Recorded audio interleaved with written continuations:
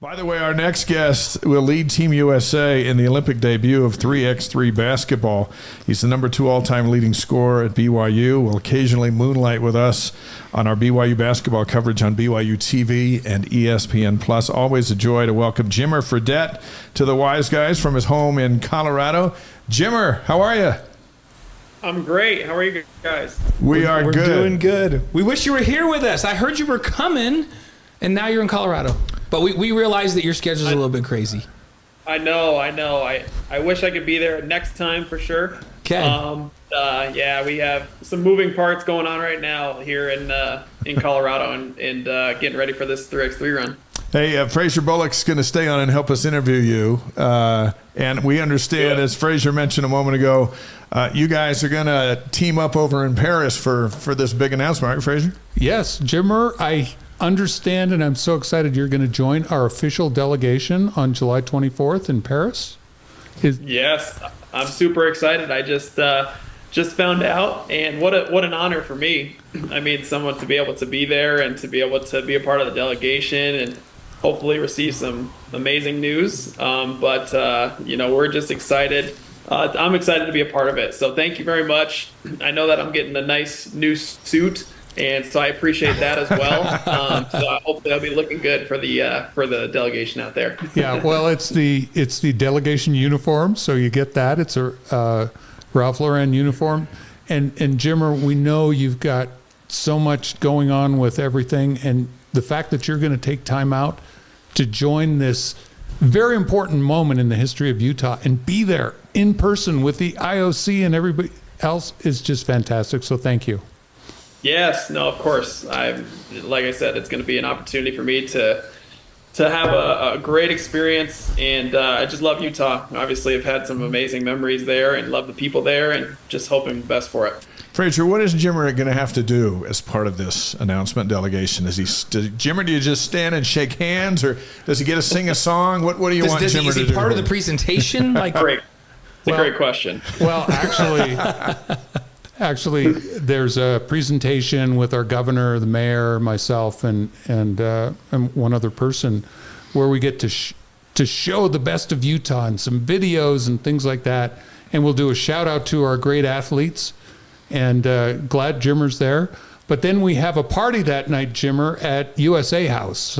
So you're welcome. Oh, yeah. And President Bach will be there from the IOC and other people. So if you have time, it'd be great to have that celebration element, because everybody's going to want to meet Jimmer. No, for sure. I've heard the USA House is going to be amazing as well. I've been hearing some stories about it, what they're doing with it. So super excited about it. I'd love to be able to join everybody there, and I'm there literally to do whatever Fraser wants me to do. How about that? I am open there you to go. Anything, I'm a show pony or whatever it is that night. Jimmer's always been known as being very coachable. So, hey, and Jimmer, we got to fill you in. We asked Fraser to handicap it for us, and here's the what he told us. We're on the 1 yard line going in to score, and there's no defense. There's not another team. So yeah. We're going to celebrate something pretty amazing on that night. So pretty cool. That's awesome. Can't wait. Hey, before we let Fraser go, Jimmer, here's this guy that was a BYU student just like you, only a few years earlier, and has come through in the business world and the Olympic world, and has literally changed the world for so many people, especially for Utah and the Olympics. How valuable has a Fraser Bullock been as a BYU alum in this Olympic world? Oh, amazing. Just been an absolute legend in the space and what he does, with Sorensen, first of all in Utah, and to be able to have that, and then also be a part of the Olympic committee, and be able to bring the Olympics back to Utah, where it was such a well-run and such a great experience from the people that went to the Olympics. The first time my wife's family was actually able to go to the Salt Lake Olympics, and just had an unbelievable experience, and we're able to trade pins and just have some of the best memories that they've had, as a family doing that. So to be able to have that again is going to be something special, and obviously Fraser has been a huge part of that. He's one of our very big and coveted BYU alum, and I know we have quite a few out there, but he comes right to the top of the list. So we appreciate all you've done, and it doesn't go unnoticed, that's for sure. Thank you, Jimmer. You're way too kind, and thank you for joining us as part of the delegation, because I can just feel it with your aura and energy. We're a slam dunk to win it. Let's do it. That's what I'm hoping for. Hey, we will say, Jimmer, that you would you'd beat Frazier in a 3-on-3 showdown, but on skis, I think he would get you. I've never been on skis, so he would destroy me. Oh, well, he not only has he been on, he's actually been clocked at 79.9 miles per hour on skis. Wow, that's incredible. Crazy. That's insane right there. Wow. I wouldn't feel safe doing that. That's for sure. Frazier, thank you for being here. Yes, and thanks the next so much. time you and Jimmer are together, you'll be in Paris having the time of your life. So we wish you the very best. Thank you. Thank you. Thanks for taking the time to come in with us tonight. We appreciate it very much. Appreciate you. Great Frazier Bullock from Utah's Olympic movement, heading to Paris for a great time, and then 2034. Where's Jimmer? 3-on-3 is a summer sport. We're talking winter sports, but 2030. I mean, what's your shelf life in this 3-on-3 business? Is this a multi-Olympic thing? No, I don't think so. I mean, 4 years seems like light years, or just so far away right now. To me, it's been a year and a half or almost 2 years that I've been working on this to be able to get to this Olympics, and it's been a lot of hard work and sweat and travel and different things that go into it. So for me, I'm just focused on this one right here, right now. And I know that they're going to have a bunch of really great younger players that are going to be coming in for 3x3 basketball. But I am excited to be a pioneer for it and to be able to be one of the first players to play in the Olympics for the men's national team for 3x3, and hopefully be able to show people what it is and get them excited about it, and then get better players playing in 3x3 as we move forward. Fun stuff. An ambassador to kind of start things off. Hey, we want to come back to the Olympics, but everybody is saying, "Oh, Jimmer's coming on the show. You got to ask him this, ask him that." I want to start because the last time we were together, we didn't know about Kevin Young. We didn't really get a chance to talk about Kevin Young, the BYU basketball program, and now today the Cougars announced the signing of 6'9" Russian guard Egor Demin. How big of a deal is that to get him? It's a massive deal. It really is, as far as it just shows Coach Young's reach, and shows that BYU is a viable option for, top 10 lottery projected picks coming into their first year of college, like the actual one and done player. That's what he could be. So because of that, you have guys that are looking at us in a different light, being like, "Oh wow, this kid is going to BYU." Then that's a viable option because we know that he's going to be an NBA talent. So it definitely changes the game, and I think you've seen that in a lot of the signings that coach has had, but also the people that he's offering, right? Like the people that are coming to visits at BYU. These are not typical visits that you would see at BYU up until this point. And I think it just goes to show the staff that he has, the reach that he has, and obviously his NBA prowess of being able to, coach the best teams or best players in the world.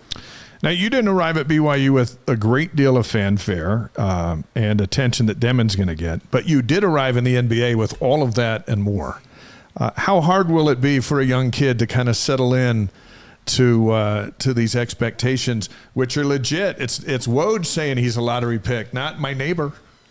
Yeah, no, it's high level stuff. I think for him, it'll be it won't be as difficult. The reason I say that is because, first of all, he's been playing professionally with Real Madrid, which is one of the best, if not the best club in Europe. And obviously wasn't their top level team. But those expectations to be able to perform at a high level on those types of teams are really, really high. So the fans over there are definitely crazy. They expect a lot. They're in your face about it. It if you play well or if you don't play well. So I don't think that's going to be as big of an issue for him coming over here. And you can see it with a lot of the European guys that come over here. They're kind of just calm, cool, and collected, because when you're playing in front of fans that are like Panathinaikos fans or Olympiakos fans in Serbia, in Greece, or Partizan fans in Serbia. Nothing else compares to it, right? So I think the European guys come over with a different type of level of confidence in their game because they played against professionals and played in front of these crowds before. Hey, in football news, former BYU quarterback Zach Wilson has moved over to your neck of the woods over there with you and Whitney, Colorado. He's going to try to win that starting job for the Broncos. How significant is a fresh start for somebody like Zach, who had such a struggle with the media and all of that is New York City? And you were in New York City for a bit with it, like. And I grew up in New York. You grew up in New York. We're upstate kids, right? But that New York City market is not easy. So is this a good thing for Zach, and how significant is it for him? Yeah, 100%. It's a great thing for Zach. New York is no joke, right? Like, it's the hype and the highest of media that you're going to get in the USA, especially with football, being the most popular sport in the USA, and that being the biggest market in the USA. It's going to it escalates everything, right? It's just the way that it works. And for him to be able to get to Denver, smaller market, a team that doesn't have necessarily huge expectations for next year, for him to be able to have an opportunity to win the starting job with a coach like Sean Payton, who has been very, very good with quarterbacks and quarterbacks of his size, right? With Drew Brees being the top of that. He understands what he needs to do to put his quarterback in the right position. So I think that's going to only be great for Zach. And I heard Sean the other day say that he's going to treat him like he's a rookie coming in, because he wants to retool and reposition what he needs to do in order to be successful on the field. And I think that's great perspective to be able to have fresh start, completely new, understand what you've done, motivate you to get to that next level. And I'm sure he's ready to go. I'm sure he's excited. I need to reach out to him to get him over to the house for some dinner and just chat and get him relaxed and get him ready for this training camp. Yeah, you'd be good for him. He needs a home away from home. I think you guys could do that, Jimmer. That'd be awesome. And he needs to be able to go into the locker room and say, "I had dinner at the Fredettes." Last night. And his street credit go way up. And it will really go up if he says, "Oh, I was just over at Olympic gold medalist Jimmer Fredette's house." He needs to add that. You can really help. This is when he does that. That'd be nice. So, Jimmer Fredette's on the Wise Guys tonight, presented by Brady Plus, a provider of cleaning, food service, and packaging supplies throughout the United States. Let's get back to the Olympics. It starts July 26th in Paris. What's your schedule leading up to opening ceremonies, and are all the Fredettes going? All of my Fredettes are going, yes. Good. So Whitney and the kids are all going, and then Whitney's parents are both going, and that's going to be the extent of everyone that's going there. So my family is going to be back in New York watching. They're going to have some watch parties and stuff at Angelina's Pizza and just enjoy their time, right? So they don't have to worry about the crowds and the tickets and the craziness that's going to be over there. But my family's prepared and ready. They got an outfit for every day, all red, white, and blue USA, stars and stripes. They're prepared and ready to go. So they're excited about it. As far as the lead-up's concerned, we still have a few tournaments left. We're going to Quebec the following weekend, and then we're going to go to Edmonton after that. So fortunately, we're staying in this hemisphere, which is nice, because normally we are crossing oceans to get to these tournaments. But Right. these next two tournaments are going to be here, in the northern hemisphere, be able to stay on the same time zone. Hopefully get some really good tournaments in. We finally got our fourth guy back. Kareem Maddox has been hurt for the last about month and a half. So we're going to be able to get him back into the fold, into the mix, with plenty of time to be able to be ready for the Olympics. Obviously, we've been playing with him for a year and a half now, so we know what's going on. But he'll be fresh and ready to go. And, we got some exciting stuff, and then we leave for Paris mid-July. Awesome. This team, you have played in a bunch of tournaments, and you've been together for a while, this group. So what have you seen and taken away from these tournaments that gives you this feeling that, hey, we could go in there and win the gold? Are you feeling that kind of confidence based on what you've done? Yeah, for sure. I mean, I think there's a few teams that feel that type of confidence going into Paris, because each of the teams that have been in it, probably 4 or 5 of them have won these major tournaments that we play in. A couple of them have won several. We've won several.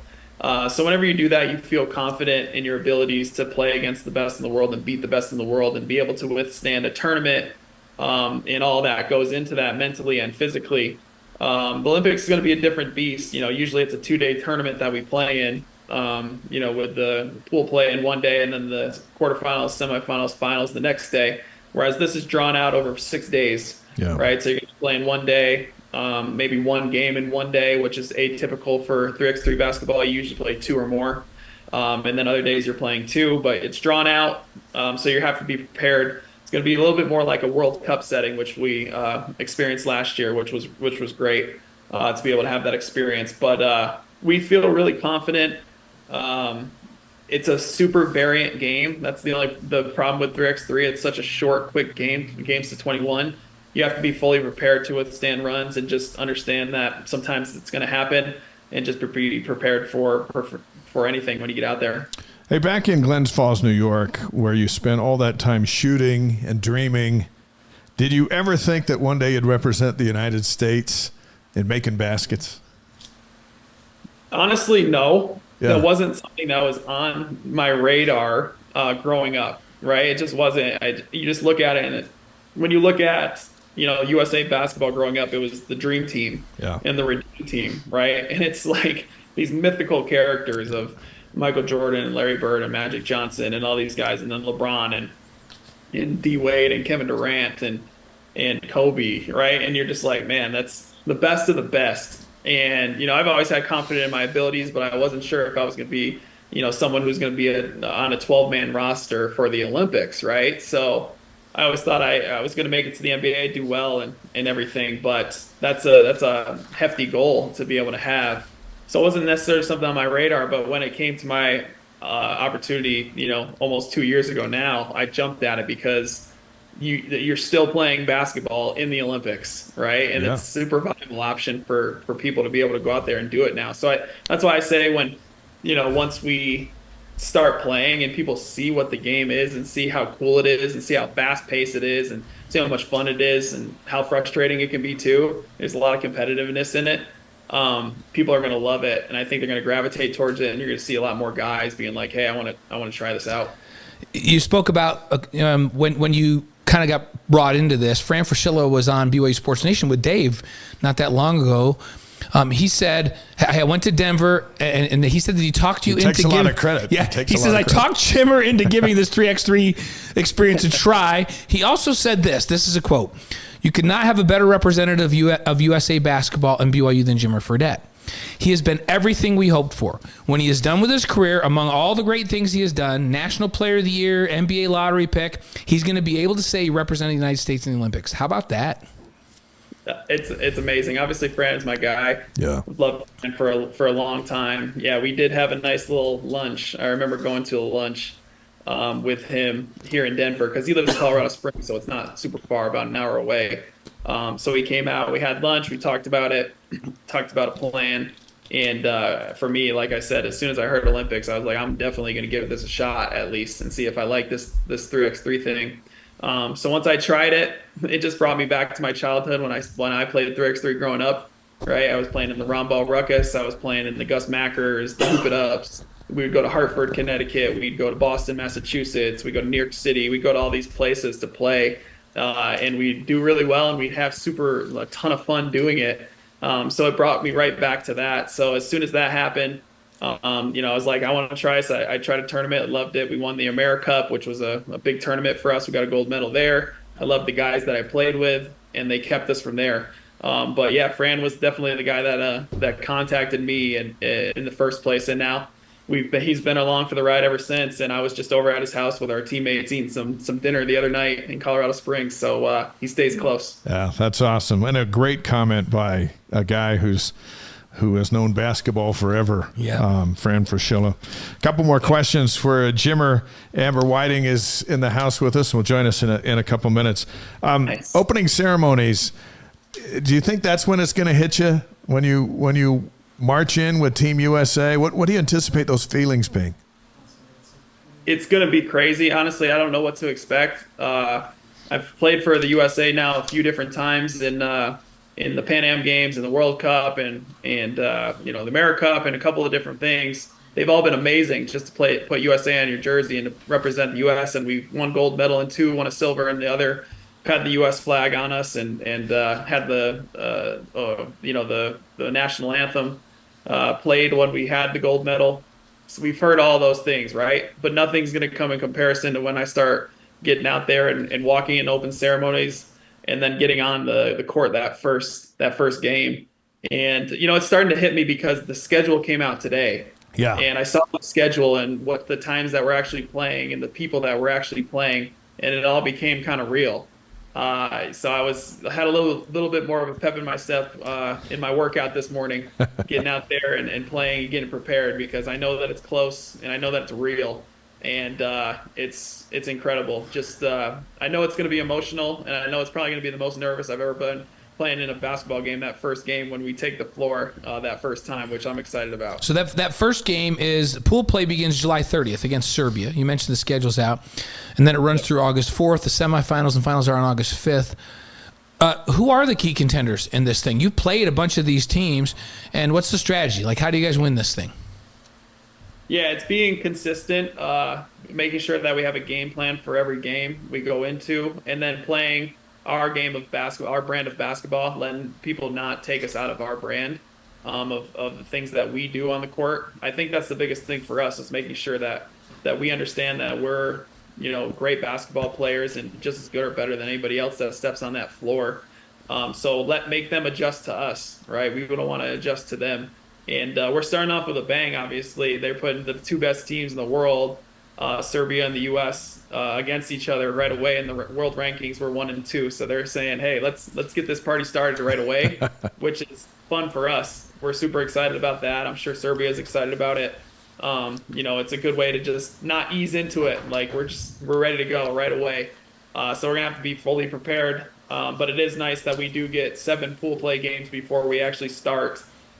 So we're excited for it. But for us, just be us, make sure that I'm going out there and playing my game, being aggressive. But I think as long as we stick to our game plan and play well defensively, if we can limit the other team's 2-point attempts, normally if we can do that, we generally can win because we generally will make more twos than the other team. And that's kind of our game plan and our MO a lot of times is making sure that we limit those attempts. Well, Jimmer, just think back to the night you went into that arena in Tucson and destroyed Arizona on their home floor. You've gone into environments where you said, "Hey, that Enter McHale Center, right?" Yeah. Yes. Yeah. You've been into some places where you've just dominated, and we're just excited to see that switch flipped and back into that competitive arena, which starts July 30th against Serbia. We did 5 questions with you before. You can find that at wiseguys.com. So in the same spirit of 5 questions, we've asked Jimmer to prepare a list of his best 5 shooters in the world, not named Jimmer. Because we would put Jimmer in the top 5 in the world. You've taken yourself out of that. But it's like you're other humble. than Jimmer, who are the top 5? Let's start 5 through 1. The best shooters in the world, according to Jimmer Fredette. Who do you got at 5? Okay, so I went back to I took this not as people right now. Right, I all time. I want to make sure that I got everybody in there. So my number 5 actually is Mark Price. Oh, yeah, people, yes. That's a great one. Yeah. People forget about Mark Price. Yeah. He was an absolute shooter, 50, 40, 90 guy. He was incredible. Incredible shooter. One of the Cavaliers. Back old school Cavalier. That's old school stuff right there. Absolutely. Okay, number 4. Number 4, I'm going to go with Reggie Miller. Yeah, when Reggie Miller had it going, he was unstoppable, and he would talk about it too, which I liked. He would talk about it. The guy could just shoot, right? He could shoot from any angle, and that's one thing that's really difficult is like being able to shoot on the move like he used to be able to do from any angle at any time with the defense that was playing on him. He was an incredible shooter. Well, and he had to be a good shooter because, like, for most of his life, he grew up the second best player in his house because Cheryl was better than him until they got older. She was So- unbelievable. And he was on the Pacers. So we've got a Cavalier and we got, a Pacer. Pacer. I love this All so right. far. Okay. 100%. Okay, number 3, we got the legend Larry Bird, of Oh, course. yeah. Yeah. Larry Legend, can't leave him off of shooter's list. He can shoot anywhere and no one can block his shot because he shot it behind his head. Unorthodox form, but someone that he was the Jokic before Jokic. Yeah, he was. Yes. Yes, yes. he was. How about number 2? Number 2, we're going with Klay Thompson. Oh, wow. Are we going to have 2 guys from the same team? 1, 2, and 1? I don't know, but it feels like it's it. feeling like it, feels but maybe like it. not. Maybe not. Because Clay is Feels like it, phenomenal, right? right? He's phenomenal. Yes. So Klay was one of those guys, like, everyone was terrified of Klay when he got on the floor, right? Like, they are out there saying, you cannot let him shoot a shot because if he sees one go in, the next 7 could go in, right? And he was like that. He was feared on the floor with his shooting ability, so he's incredible. I feel like Clay doesn't get, and he gets credit, but I don't feel like he gets enough credit for how good and how integral a part he was of those championships alongside Steph. But like he is, so you've got him number 2 all time best shooters in basketball. I love that. So right now. So- Yeah, I do. and number 1. Number 1 is his teammate Steph. Yeah, I for some reason we knew that you were going to have teammates here, 1 and 2. So Steph Curry is number 1 all-time best shooter, other than Jimmer Fredette. All right, why Steph? Steph is a completely different animal from anybody else.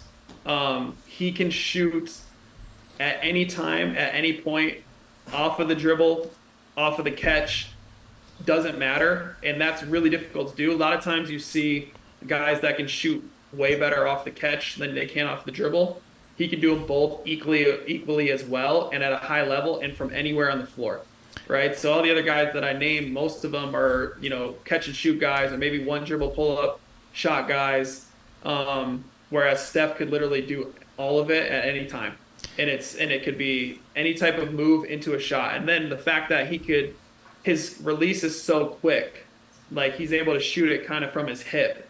And it's a super interesting and a beautiful shot. It looks really pretty, but the fact that he can get it off at any time, anywhere, and in any angle, it just makes it so that it's impossible to guard him, as you can see, throughout his NBA career, obviously. So that plus the amount of shots that he makes, being able to make those high difficulty shots, it's just, there's no one else that's been able to do that. Yeah, people talk about Steph and say, well, he just changed the game of basketball. He took it from being a big man's game to being a shooter's game. Do you buy that? Do you give that much credit to Steph for changing the game? I would change it. I wouldn't say necessarily he changed it from a small guy to a big guy. I think the big guys are still super impactful. As you can see, I think big wings are the guys that, if you have those guys like a Kevin Durant, like a LeBron James, like a Kobe Bryant, like those guys obviously are game changers. Kawhi Leonard, those guys are the ones that are obviously amazing. But what Steph has done is that every little kid out there wants to shoot deep threes. So now you're going to see a generation coming up of everyone is spacing the floor way differently than they used to.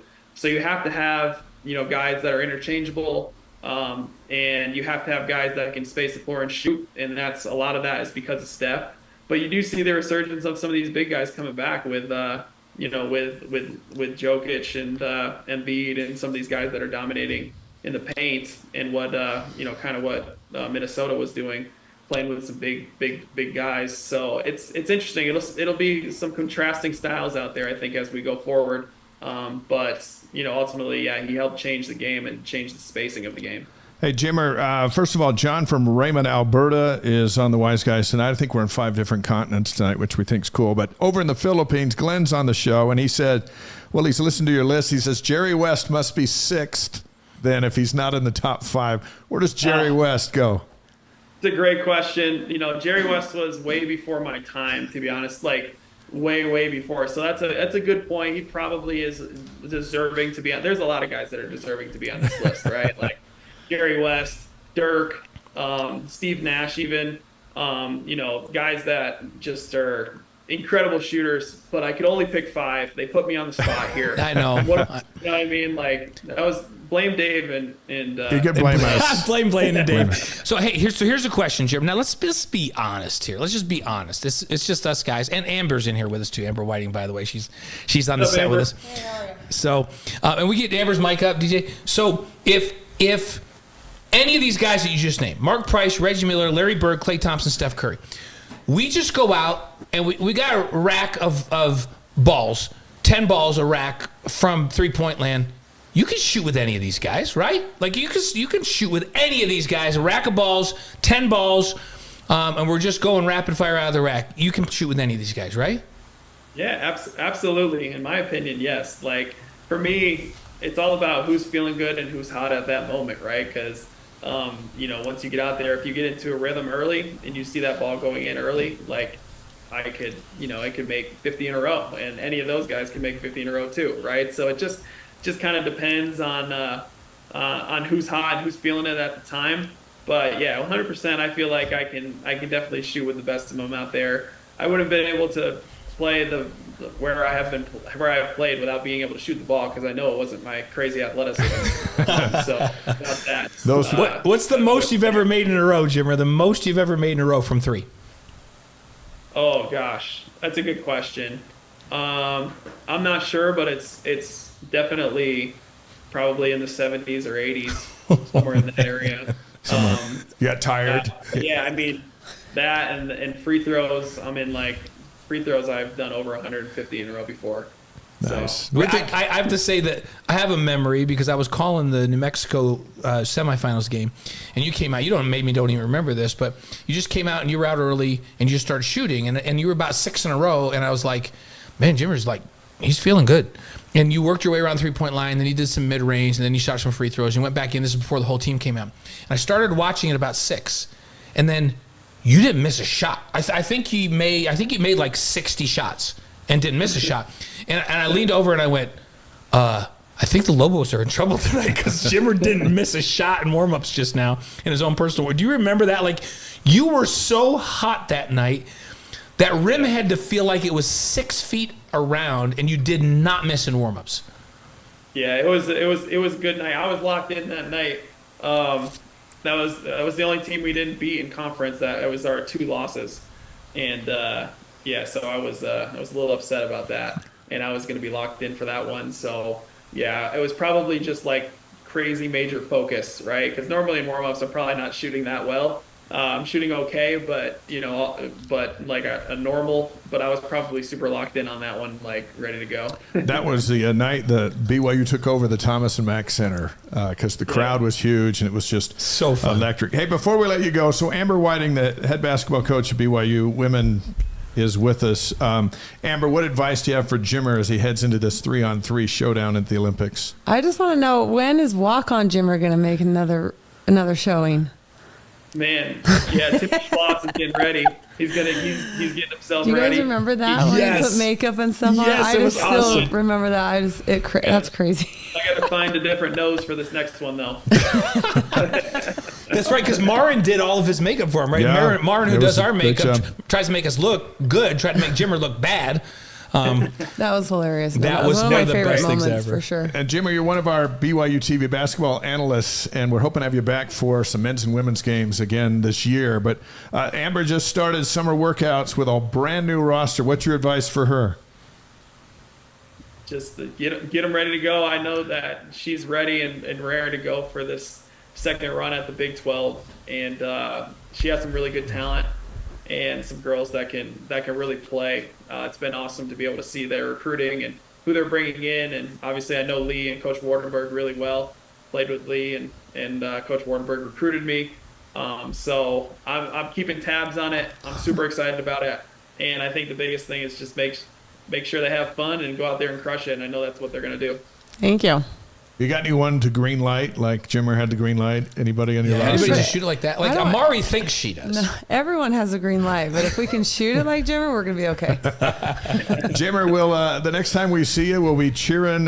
You'll be wearing the red, white, and blue and representing all of us. Best of luck in Paris. Yeah, good luck. And we look forward to having you back afterwards and talk about the experience. But a shout out to you and the Fredettes and how you represent the Y. And thank you so much. And best of luck over there. Thanks, guys. Appreciate it. It's always fun, and we'll talk to you again soon. Yeah, we're proud of you. Love to Whitney and the whole family, brother. We're so glad you would come on with us. Have fun over there. Absolutely. Thanks, guys.